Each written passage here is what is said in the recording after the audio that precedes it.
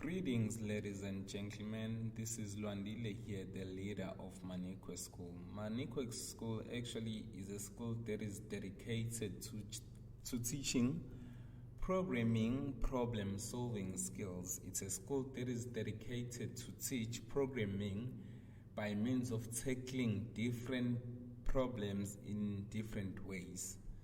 So, if this is your first time watching this video, I strongly suggest to watch them starting from exercise 1.1 of this textbook here, because this is the textbook we'll be using.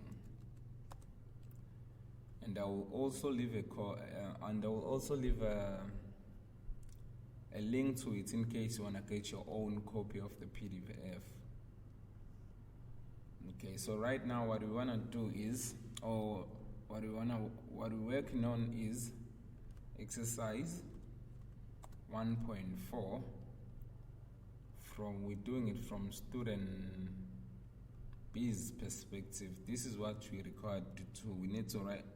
This is what we are required. This is what. Oh my God, I cannot talk to them. This is what we are required to do. We need to write a program that displays the following table. So let's create a new class.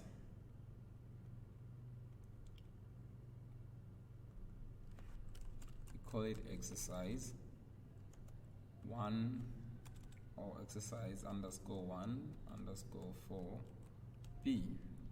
And then we add the main method.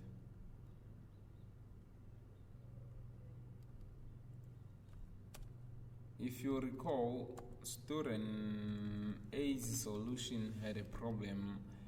The value of 64, this 64 right here, it wasn't displayed at the correct location. So this is what we're here to fix. So student B decided to use tabs for line spacing.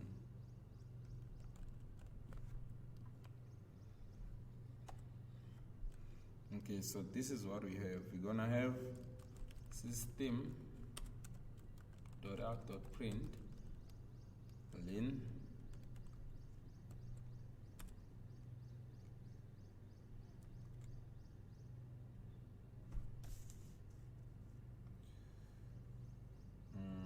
gonna have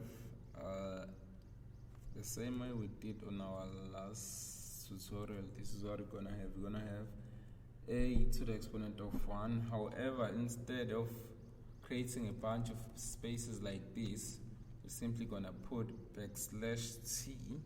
It simply says you create a certain number of spaces in between two words. Okay, and we go a to the exponent of 2 and 4 number of spaces between, and lastly we put a to the exponent of 3. We then go to the next line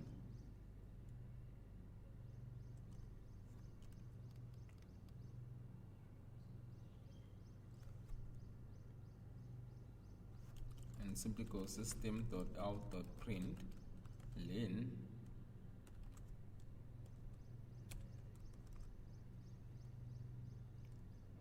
so what we want to do is to display 1, and then you concatenate that with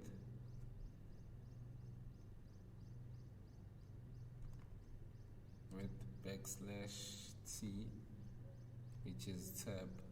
We're just saying we're creating a number of spaces horizontally, 4 spaces specifically, and then we simply go 1 multiplied by 1. Of course, like in this, if you remember, on our last episode we did this 1 multiplied by 1, but here I want you guys to know that you can remove these brackets and be left out with 1 times 1 only. And then you also gotta concatenate that with \t, and then lastly you create 1 multiplied by 1 multiplied by 1 for the last time.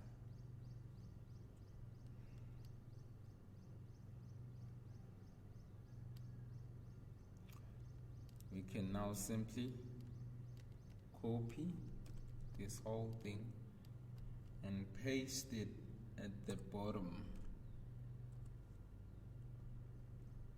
You replace 1 with 2 the same way we did on our last episode.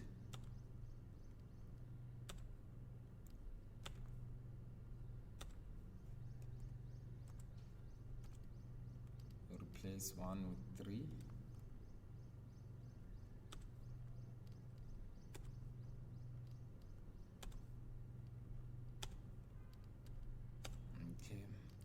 You see, what you'll notice is on this solution here, we're no longer going to have a problem we had last time. That is to have the number 64 displayed at the wrong location.